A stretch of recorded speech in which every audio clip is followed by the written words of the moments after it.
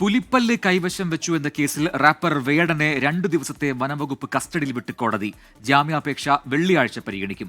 വേടന് പുലിപ്പല്ല് നൽകിയ രഞ്ജിത്ത് കുമ്പിടിയെ കണ്ടെത്താനുള്ള ശ്രമം തുടരുകയാണ്. മൃഗവേട്ടയടക്കമുള്ള വകുപ്പുകൾ ചുമത്തിയാണ് വനംവകുപ്പിന്റെ കേസ്.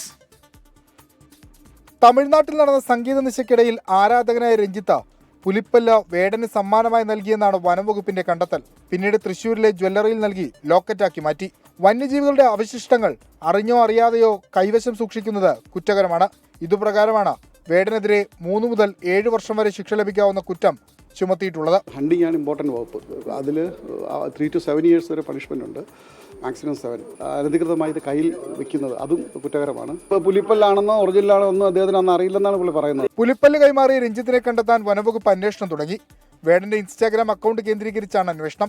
യഥാർത്ഥ പുലിപ്പല്ലാണോ എന്നറിയില്ലെന്നായിരുന്നു വേടന്റെ പ്രതികരണം. ഇപ്പൊ ഒന്നും പറയാൻ ഒരു വകുപ്പില്ല മക്കളെ.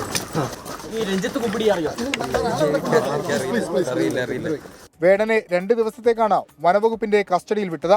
വൈകിട്ടോടെ എറണാകുളത്തെ ഫ്ളാറ്റിലെത്തിച്ച് തെളിവെടുപ്പ് നടത്തി.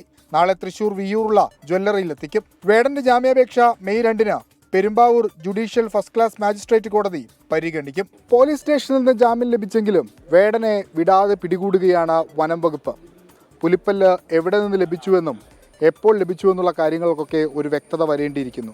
ഒപ്പം രഞ്ജിത്ത് കുമ്പിടിയെക്കുറിച്ചും. റേഞ്ച് ഓഫീസിൽ നിന്ന് അനൂപിനൊപ്പം വിഷ്ണു സുരേഷ്, 24.